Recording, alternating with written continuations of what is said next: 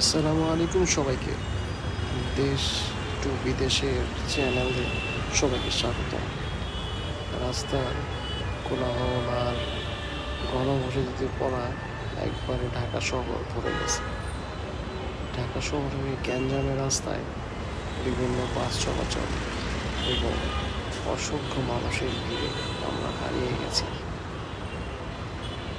তাই সবার সাথে শেয়ার করলাম